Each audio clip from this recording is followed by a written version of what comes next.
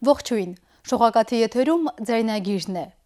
Նախ համառոտ այն թեմաների մասին, որոնց անդրադառնալու ենք մեր այսօրվա թողարկման ընթացքում։ Զույգ արեգակներ, Ռուդոլֆ Խառատյանի նոր բալետային ներկայացման պրեմիերան։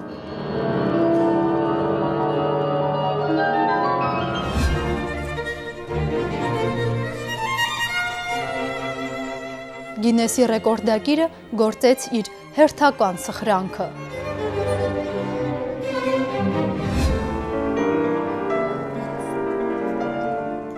Նոր անուններ 5-րդ միջազգային փառատոնի պատանի մասնակիցները ելույթ ունեցան ազգային ֆիլհարմոնիկ նվագախմբի հետ։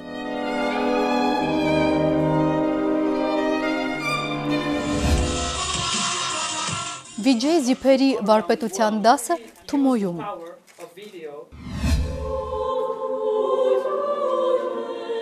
Սուրբ Հովանես եկեղեցու կամարների տակ ձևավորված Օվսանա երգչախմբի համերգը։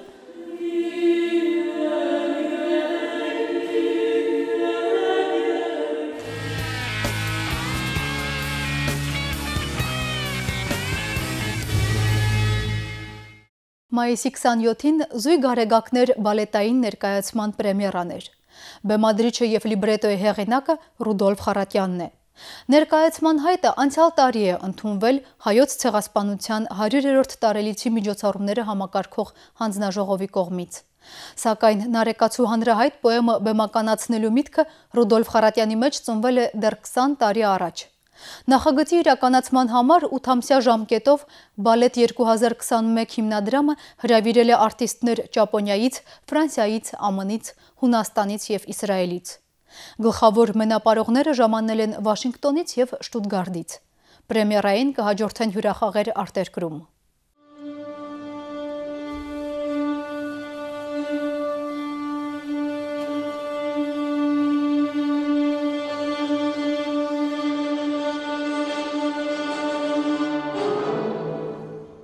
Զույգ արեգակներ բալետային ներկայացումը կարելի է անվանել պատում ըստ Գրիգոր Նարեկացու մատյան ողբերգության Նարեկով ոգեշնչված դեռ 4-րդ դար առաջ է ներկայացման լիբրետոյի և բեմադրության հեղինակ Ռուդոլֆ Խառատյանը հղացել այս համարձակ ձեռնարկը։ Այն իրագործվեց մեր օրերում։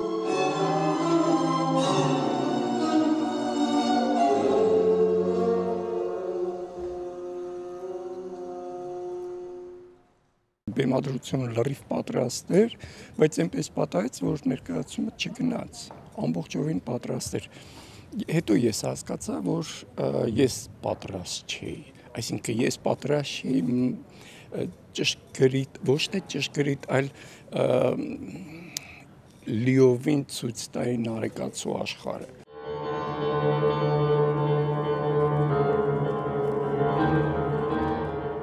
Բալետը Նարեկացու մատյանի միջոցով ու օրինակով պատմում է հայերի մասին։ Ներկայացման զույգ արեգակներ անվանումը հենց Նարեկացու մատյանից վերցված երկտողից է, 30-րդ գլխի 2-րդ մասից։ Զույգ արեգակներ երկու ծագերից, մեկը խավարի, մյուսը կիզման։ Բեմադրության հեղինակը բացահայտում է հայ միջնադարյան նշանավոր պոեմի գաղտնիքներն ու փիլիսոփայական, երբեմն նաև էզոթերիկ գաղափարները։ Դրանք նրա կարծիքով ամբողջացնում են հայոց ոգին։ Ռուդոլֆ Խառատյանը բացի Նարեկացուց փոքր-ինչ պայմանականորեն ընտրել է ևս 3 կենտրոնական կերպար։ Բեմում միևնույն ժամանակի ու տարածության մեջ մեկտեղվում են Նարեկացին, Թորոս Ռոսլինը, Արշիլ Գորկին և Պատմիչը։ Հավաքական մի կերպար, որ էպիզոդիկ հայտնություններով կոչված է կապելու հավերժության շրջափուլերը։ Սյուժետային հստակ գիծ չկա, բայց կան զարգացումներ, որոնց միջոցով հեղինակն ուզում է ցուցադրել հայոց ինքնությունը մի ընդհանուր հավիտենական ժամանակի մեջ, որտեղ հայերը ստեղծել ու ձևավորել են ներկայանալի արժեքներ։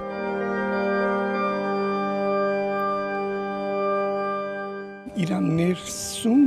ինքը զարգացումներ ունի, հետևյալ զարգացումները, ասենք Նարեկացին հանդիպում է Արշիլ Գորկում, որ դա անհնարին էր ֆիզիկական դաշտի վրա, բայց հոգևորում, երբ որ դու դուրս ես բերում հավերժության մեջ, իրենք իհարկե հանդիպել են ու հանդիպում են ու միգուցե անընդհատ շփվում են, որտեղ ինձ համար Նարեկացին դա հայ ժողովրդի կապն է Աստծո հետ, իսկ այդ կապը անընդհատ պետք է լինի, որ մենք կարողանանք, այսպես ասած, հոգևոր սնունդ ստանանք։ Մենք այսօր փառք Աստծո, ոնց որ թե կարողանում ենք մեր ֆիզիկական սահմանները պահենք, մի շատ կարճ հատված մենք կորցրել էինք մեր հոգևոր սահմանները, հիմա ինձ թվում է այս ներկայացումով ես ուզում եմ վերականգնեմ այն հին այն հզորությունը։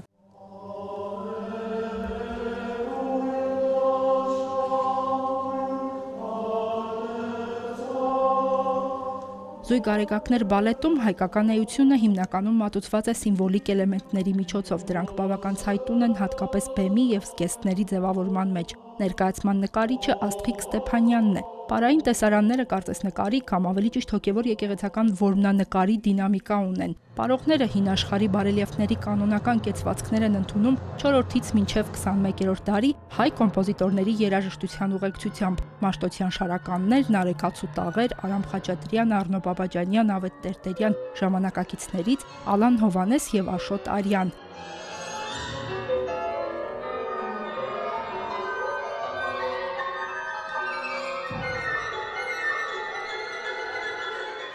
Ամբողջ ներկայացման մեջ դասական բալետից մինչև ժամանակակից մոդեռն հիփ-հոփ էլեմենտներ են մտցրել ամբողջ բալետի մեջ։ Բալետը սկսվում է հին հայկական ծեսերից, հետանող շրջանից եւ գալիս է մինչև մեր օրերը, բայց ուզեի ցանկությունս նա եղել որ հավերժություն ցույց տանք, այսինքն ոչ թե ուղղաբան հորիզոնական գիծ, այլ մի գիծ, որը գալիս է, ավարտվում է եւ նորից նոր փուլ է սկսվում, այսինքն սպիրալի գաղափարն է, այնպես ինչպես դիեզերքը կառուցված է։ Ռուդոլֆ Խարատյանի բազմամյա նախագծին մասնակցում են հայկական թատերախումբը եւ արտասահմանցի հրավիրյալ արտիստներ։ Բալետային ներկայացման 6 առաջնախաղի համար գլխավոր դերակատարներ են հրավիրվել Վաշինգտոնից ու Շտուտգարտից, կան պարողներ Ճապոնիայից, Ֆրանսիայից, Հունաստանից ու Իսրայելից։ Նարեկացուն մարմնավորող Արման Զազյանը արդեն 11 թատերաշրջան Շտուտգարտ բալեի հետ է աշխատում։ Երիտասարդ մենակատարի բազմազան խաղացանկում Նարեկացու դերը առանձնակի տեղ ունի։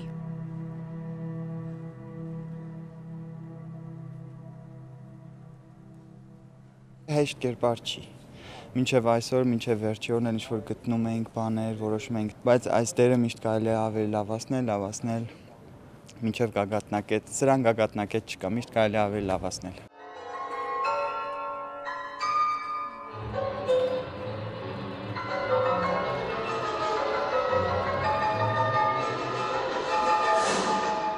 Հայկական թատերախմբի մենապարող Գարեգին Բաբելյանը կերպավորել է նկարիչ Արշիլ Գորկուն։ Նրա համար ողբերգական ճակատագիր ունեցող Գորկու կերպարը ամենածանր դերերից է։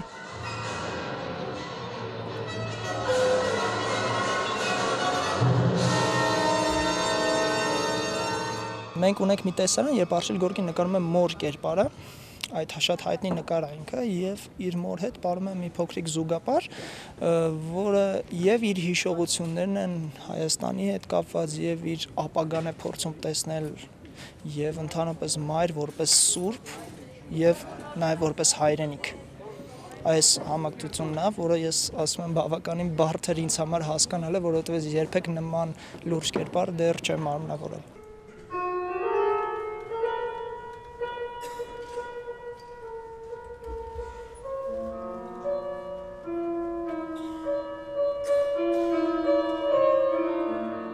Հայաստանյան երկու ներկայացումից հետո կլինեն արտասահմանյան հյուրախաղեր։ Զույգ արեգակներ ներկայացումը Ռուդոլֆ Խարատյանը պատրաստվում է ներկայացնել միջազգային բեմերում։ Հերմինե Հակոբյան, Վռամ Խանամիրյան, Ձայնագիր։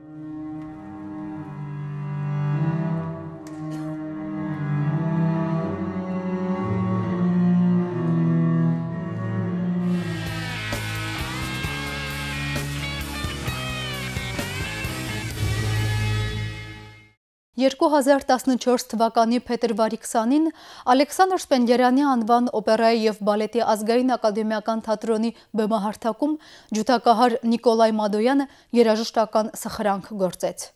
Նա թատրոնի սիմֆոնիկ նվագախմբի հետ մեկ երեկոյի ընթացքում կատարեց Պագանինիի ջութակի 6 կոնցերտները։ Գինեսի ռեկորդների հայաստանյան գրասենյակը 3 հոգուց բաղկացած անկախ փորձագետների խումբ էր կազմել։ Նրանք տեսագրել էին 5 ժամ տևողությամբ համերգը և ուղարկել Գինեսի ռեկորդների համաշխարհային գրասենյակ։ Համերգը գրանցվել է Գինեսի ռեկորդների գրքում։ Գլխավորապես արտերկրում համերգային գործունեություն ծավալող ջութակահարը ուրախ է, որ իր ռեկորդը հայրենիքում է իրագործել։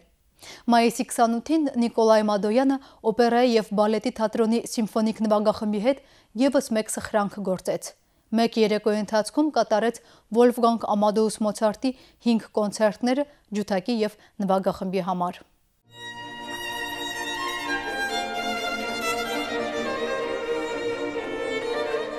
Դեռևս 2000 թվականին Բեթհովենի, Դաշնամուրի և ջութակի համար գրած 10 սոնատների շարքով երիտասարդ ջութակահարը ի նշանավորումն մեծ կոմպոզիտորի 230-ամյակի ունկնդրին ներկայացավ 3 օր անընդմեջ 3 ժամ 40 րոպե տևող մենահամերգներով։ Բախի սոնատներ և պարտիտներ մենանվագ ջութակի համար շարքը մեկ երեկոյի ընթացքում անգիր կատարելը նույնպես բացառիկ երևույթ էր մեր իրականության համար։ Ջութակի և կլավեսինի համար Բախի սոնատների շարքը Նիկոլայ Մադոյանը ևս մեկ երեկոյի ընթացքում ներկայացրեց ունկնդրին Սվետլանա Նավասարդյանի հետ։ Մեծանուն դաշնակահարի հետ ջութակահարը նվագել է նաև Բրամսի բոլոր սոնատները, Պագանինիի 24 կապրիսները։ Կատարողական բարդությամբ նմանը չունեցող ստեղծագործությունը կատարել է նաև կոմպոզիտորի հայրենիքում։ Համերգներից մեկը ձայնագրվել է այն եկեղեցում, որտեղ մկրտվել է հանճարեղ իտալացին։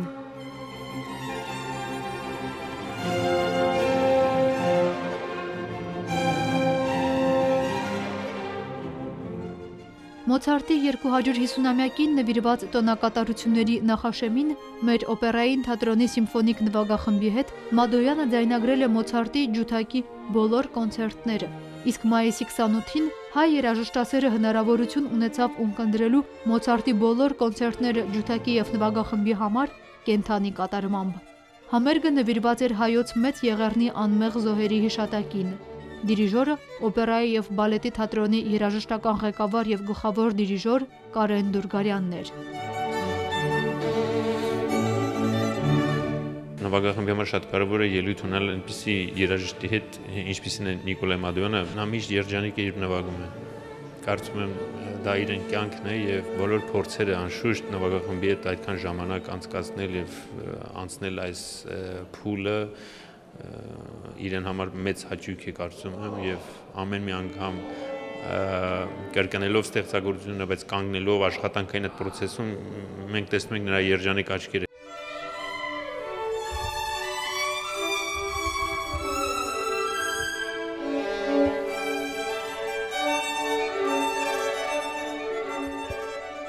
Տեխնիկական հնարքներով հարմոնիկ մտածողությամբ իրար նման կոնցերտները անգիր նվագելու համար անհավանական հիշողություն ու տաղանդ է պետք։ Սակայն Նիկոլայ Մադոյանի այս համերգները սոսկ սպորտային հետաքրքրության արդյունք չեն։ Նրա ցանկությունն էր մեր հանրությանը ներկայացնել Մոցարտի բոլոր կոնցերտները։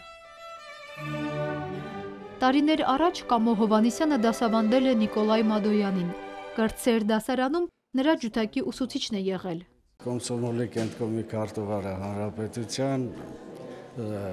զանգ տվեց մի օր Այդա Թոփուզյանը եւ ասաց, որ Փարիզում փառատոն կա, 3 երեխա պետք է ներկայացնենք հայկական, որոշել ենք ակարդեոն, կլարնետ, չգիտեմ, դհոլ, ինչ որ այսպիսի բաներ, անմիջապես իմ մոտ միտք առաջացավ առաջարկել Գոլային, ասացի, որ այսպիսի երեխա կա, ասենք կարող ենք լսել, ասի իհարկե կարող եք լսել, եկան լսեցին եւ բոլորը իմ հետ համաձայնվեցին, որ Գոլան պետք է գնա Փարիզ։ Փարիզի Աստվածամոր տաճարում մի հատ կռունկ էր նվագել, հենց այդտեղից սկսվել էր նրա ամբողջ այդ փառատոնի մասնակիցների եւ ղեկավարության ուշադրության կենտրոնում էր եղել։ Արդեն 10 տարեկանում Մոցարտ 3-րդ կոնցերտ էր նվագում, բացառիկ երևույթ էր։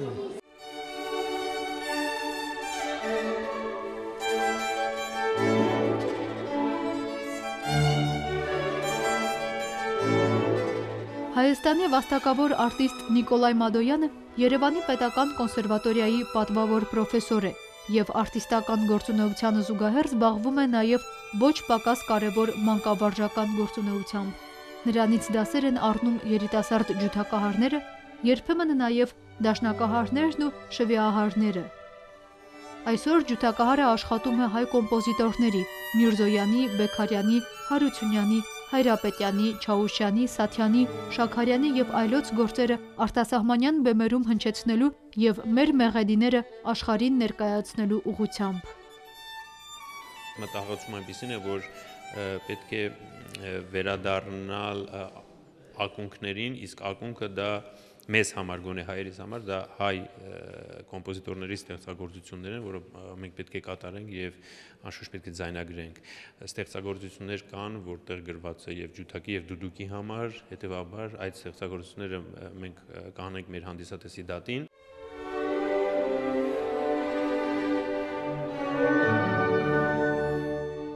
Նիկոլայ Մադոյանի առաջիկա համերգը հայրենիքում հայ հեղինակի ստեղծագործության պրեմիերա կլինի ջութակի, դուդուկի եւ նվագախմբի համար։ Ալեքսանդր Սպենդիարյանի անվան օպերայի եւ բալետի թատրոնի սիմֆոնիկ նվագախմբի եւ Նիկոլայ Մադոյանի հետ կհամագործակցի անվանի դուդուկահար Գևորգ Դաբաղյանը։ Անահիտ Մարգարյան, Վրամ Խանամիրյան, Ձայնագիր։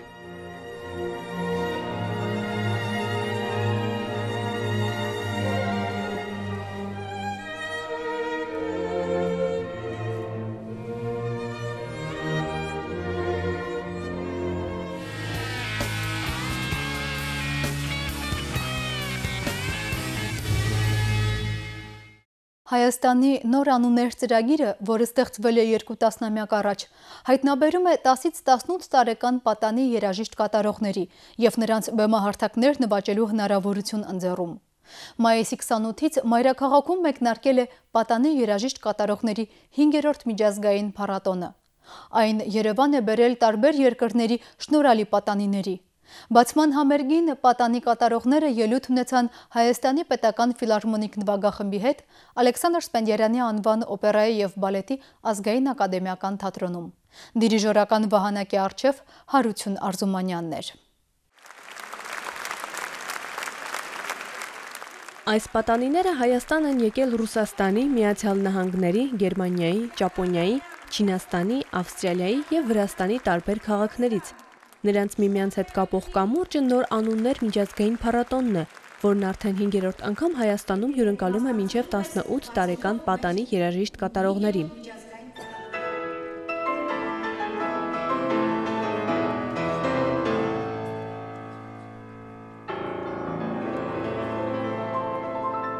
Փառատոնին մասնակցում է շուրջ 40 երաժիշտ։ Հանդիսավոր բացումը տեղի ունեցավ Ալեքսանդր Սպենդիարյանի անվան օպերայի եւ բալետի ազգային ակադեմիական թատրոնում։ Մասնակիցների, ուսուցիչների ու ծնողների հետ հուզվում եւ ուրախանում է փառատոնի հիմնադիրը Սիլվա Մեքինյանը։ Մտահղացումը ծնվել է 26 տարի առաջ, երբ փլուզված է տեսել Սպիտակի երաժշտական դպրոցը։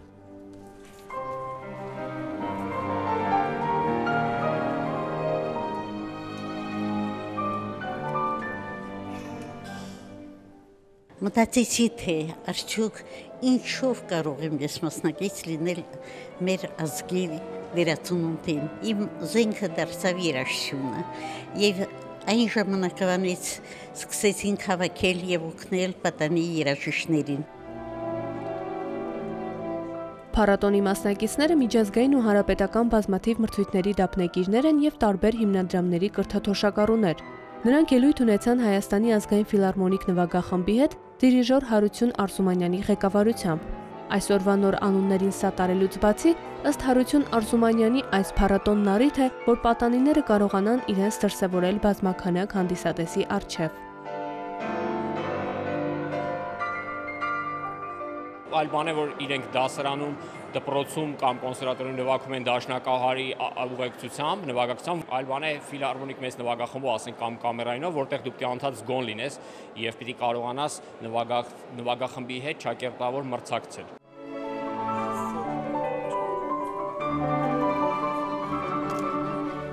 Բեմում 12-ամյա Շիո Օկուին է, Ճապոնիայից։ Կատարում է հատված Բեթհովենի դաշնամուրի առաջին կոնցերտից։ Համոզված է, որ այս փառատոնը լավ հնարավորություն է երաժիշտ դառնալու ճանապարհին։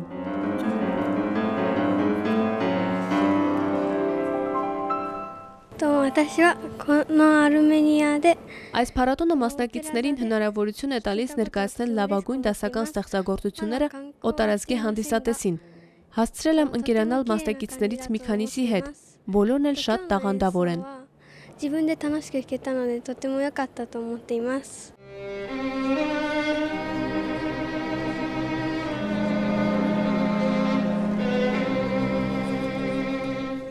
Համերգային ծրագիրը շարունակում է մեր հայրենակիցը 15-ամյա Դիանա Ադամյանը։ Ջութակահարույն սովորում է Պյոտր Չայկովսկու անվան երաժշտական դպրոցում։ 2007 թվականից հասցրել է հյուրախաղերով հանդես գալ Շվեյցարիայում, Միացյալ Նահանգներում, Իրանում եւ Կանադայում։ 2012 թվականին մասնակցել է Շելկունչիկ միջազգային հեռուստատեսային մրցույթ փառատոնին եւ զբաղեցրել է երկրորդ պատվավոր տեղը։ Ինձ թվում է, որ երաժշտի համար յուրաքանչյուր մրցույթ տալիս է փորձ, ամենակարևորը, քանի որ մրցույթը շատ դժվար է ավելի նվագել, քան համերգը, քանի որ համերգը դու նվագում ես ինքդ քեզ համար, հաճույք պատճառելով ոչ միայն քեզ, այլև հանդիսատեսին, իսկ մրցույթի ժամանակ դու մի քիչ կաշկանդված ես, քանի որ գիտես, որ քեզ պետք է դատեն եւ գիտես, որ բոլորը շատ լարված նայում են եւ անում մի փոքր մանրունք, որը սխալ կարող է լինել, կարող է դա ճակատագրական լինել։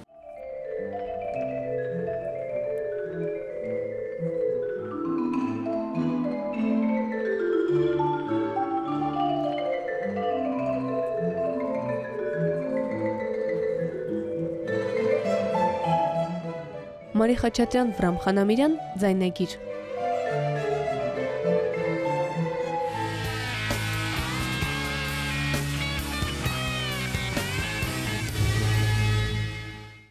Եվրոպայի օրվա շրջանակում Թումո ստեղծարար տեխնոլոգիաների կենտրոնում ֆրանսիացի հայտնի վիզուալ արտիստ Վիջեյ Զայփերը վարպետության դաս է անցկացրել։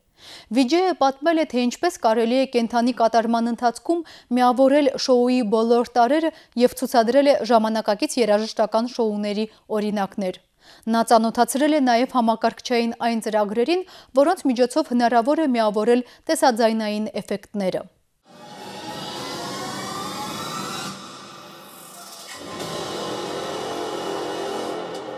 Ամեն տարի Ամստերդամում Climax կոչվող մասշտաբային շոու ծրագիր է անցկացվում։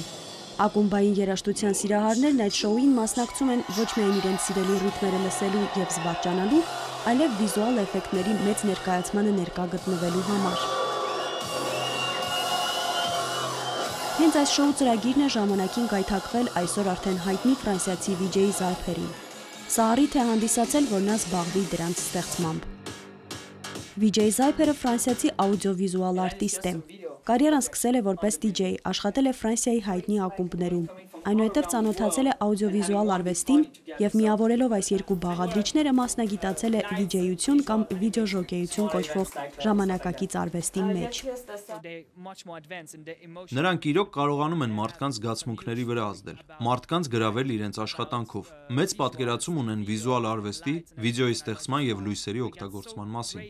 Ես շատ զարմացած եւ տպավորված էի։ Որոշեցի ինքս էլ նման էմոցիաներ փոխանցել մարդկանց։ Եվ եթե մինչ այդ աշխատում էի որպես DJ, ապա վիզուալ էֆեկտների տիրապետելով սկսեցի ստեղծել VJ ներկայացումներ։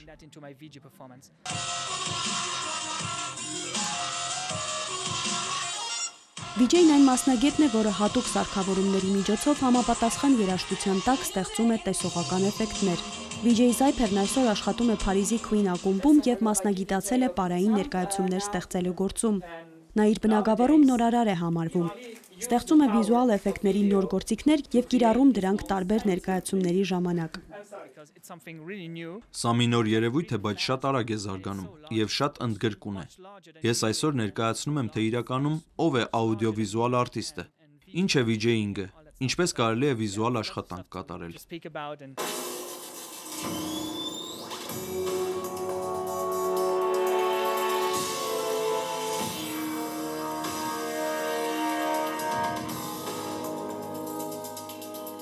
Սա ժամանակակից արվեստի գործ է։ Ընդամենը 4 րոպե տևողությամբ այս հոլովակի համար 6 ամսվա դժվար աշխատանք է պահանջվել։ Հին մշակութային շենքն օգտագործելով որպես հիմք, ֆրանսիացի վիջեյները ստեղծել են լուսային եւ տեսողական տասնյակ էֆեկտներ։ Այնուհետև երաժշտության ռիթմին եւ ձայնային ելևէջներին համապատասխան այդ էֆեկտները պրոյեկտվել են շենքի վրա։ Ըստ Զայփերի, այսպիսի աշխատանքներ ստեղծելու համար երկար ճանապարհ է պետք անցնել։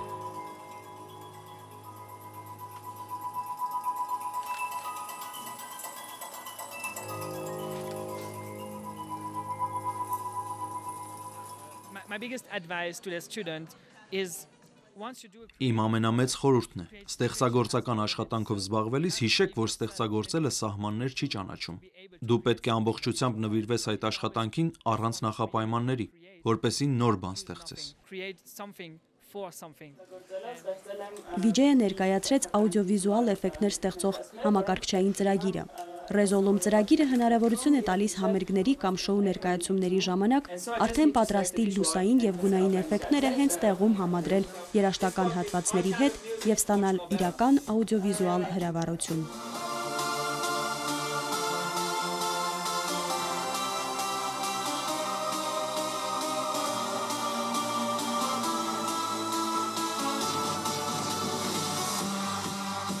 Մարինե Քոչարյան, Վրամ Խանամիրյան, Ձայնագիր։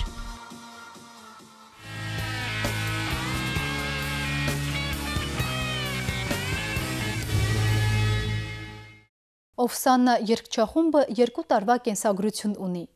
Երևանի Սուրբ Հովհաննես եկեղեցու կամարների տակ ձևավորված իգական երգչախումբը 3-րդ անգամ մենահամերգով հանդես եկավ Կոմիտասի անվան կամերային երաժշտության տանը։ Երկացանկում հիմնականում հայ հոգևոր երգեր են։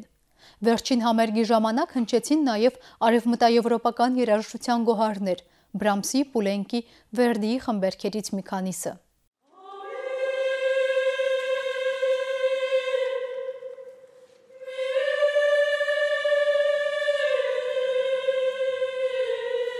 Օվսաննա երգչախմբի գեղարվեստական ղեկավար Շահե Քեշիշյանը ծննդով Սիրիայից է։ 2 տարի առաջ տեղափոխվելով Հայաստան հիմնում է Արարատյան հայրապետական թեմի զանգակներ խումբը, սկսում է դասավանդել Բարսեղ Կանաչյանի անվան երաժշտական դպրոցում, ստեղծում է Օվսաննա իգական երգչախումբը։ Հայաստանյան կենսագրության առաջին էջերը նոր հեռանկարներ են բացում երիտասարդ դիրիժորի կյանքում, իսկ նպատակների ու ստեղծագործական պլանների մեծ մասը կապում է Օվսաննա երգչախմբի հետ։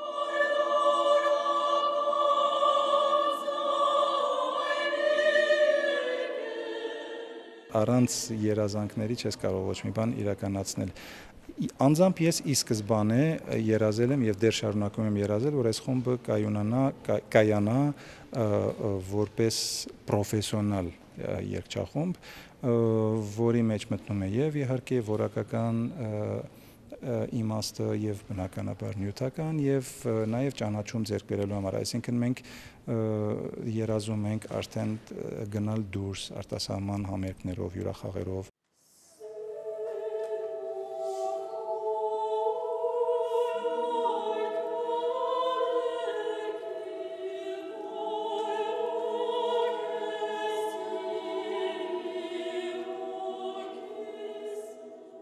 Օվսաննայի կազմում Երևանի պետական կոնսերվատորիայի շրջանավարտներն են։ Խմբավարի խոսքով կայացած մենակատարներ են, որոնք միմյանց ճանաչել ու մտերմացել են Երևանի Սուրբ Հովհաննես եկեղեցու երգչախմբից։ Շուրջ 2 տարի է միասին են Օվսաննայի կազմում։ Շատ կարևորում են խմբերգային մշակույթը եւ աշխատանքը Շահե Քեշիշյանի հետ։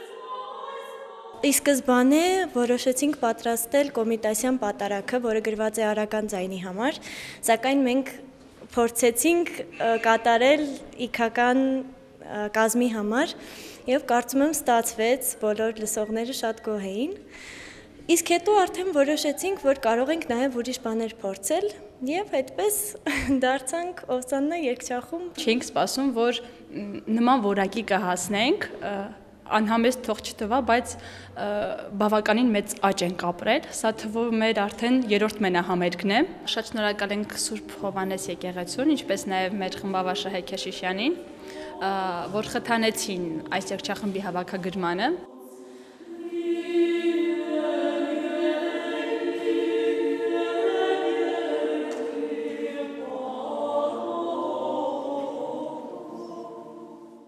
Օվսաննան ամենուր ներկայանում է Կոմիտասյան աշխարհիկ եւ հոգեվոր երգերով։ Այս երեկոյին եւս Կոմիտասյան հոգեվոր երգեր էին։ Առաջին անգամ ծրագրում ընդգրկել էին նաեւ արևմտաեվրոպական դասական ստեղծագործություններ Բրամսի, Պուլենկի, Վերդիի երկացանկից։ Լիաննա Չիչակյան, Վարդգես Մանուկյան, Ձայնագիր։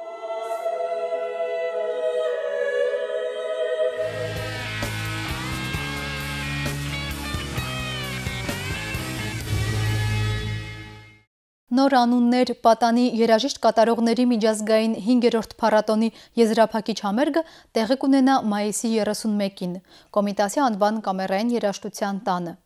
Փոքրիկ երաժիշտները ելույթ կունենան Հայաստանի պետական կամերայի նվագախմբի հետ, դիրիժոր Հարություն Արզումանյանի ղեկավարությամբ։ Համերգի սկիզբը ժամը 18-ին։ Ծանոթացեք գալիք շաբաթ սպասվող համերգներին։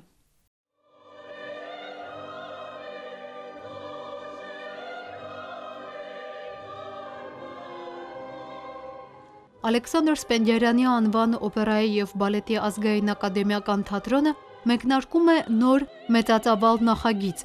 որի շրջանակում Արմեն Տիգրանյանի անուշ օպերայի գրական թատերական կոմպոզիցիան ներկայացվելու է Հանրապետության մարզերում և Արցախում։ Դիրիժորը Հայաստանի Հանրապետության վաստակավոր արտիստ Կարեն Դուրգարյանն է, բեմադրիչը Հայաստանի Հանրապետության վաստակավոր արտիստ Ալիսա Քեշինբաշյանը, խմբավարը Հրաչ Բորյանը։ Նախագիծն իրականացվում է Հայաստանի Հանրապետության մշակույթի նախարարության և օպերային թատրոնի աջակցման հիմնադրամի ֆինանսավորմամբ։ Գլխավոր գործընկերն է Vivassel MTS ընկերությունը։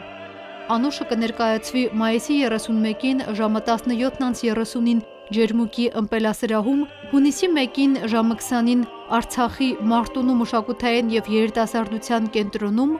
և հունիսի 2-ին ժամը 17-ին Արարատի մարզի Տափերականի մշակույթի տանը։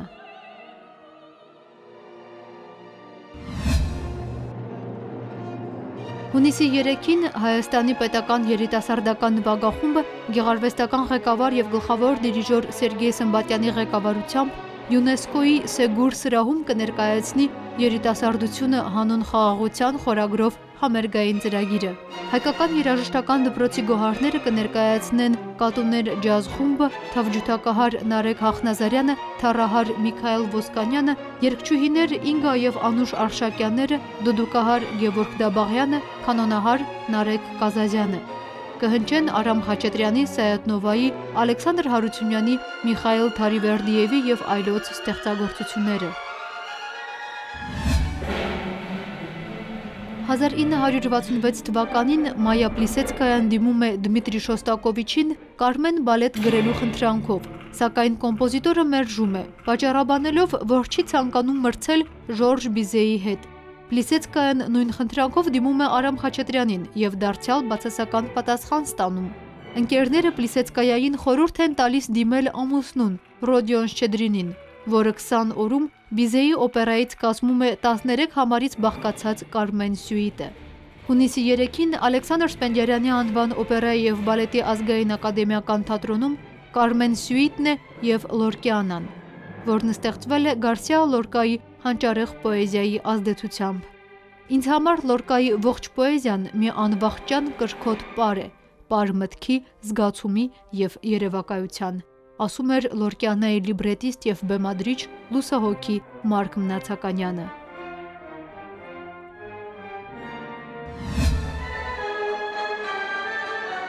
Հունիսի 6-ին Երևանում կմեկնարկի Արամ Խաչատրյանի անվան 11-րդ միջազգային մրցույթը։ Մրցույթի առաջին փուլին կմասնակցի 29 ջութակահար 17 երկրից։ Արամ Խաչատրյանի անվան միջազգային մրցույթը կյանքի է կոչվում Հայաստանի Հանրապետության մշակույթի նախարարության, Արամ Խաչատրյան մրցույթ մշակութային հիմնադրամի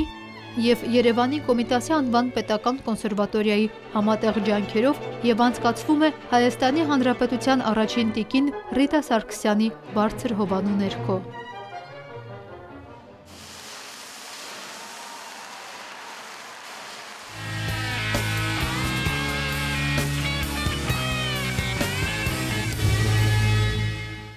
Եթե երեխան չսովորի գիրգրականություն, երաժշտություն, չզբաղվի մարմնամարզությամբ, նրա մեջ չեն ձևավորվի բարին կերտող արժեքներից ամոթն ու զսպվածությունը։ Ակնհայտ է, որ հենց այդ առարկաներով զբաղվելիս են մարդու մեջ ձևավորվում այդ որակները։ Հետևենք Դեմոկրիտի խորհրդին, հնարավորություն ստեղծենք, որ կրտսեր սերունդը զբաղվի երաժշտությամբ, հաճախի համերգների։ Կհանդիպենք գալիք շաբաթ օր, ցտեսություն։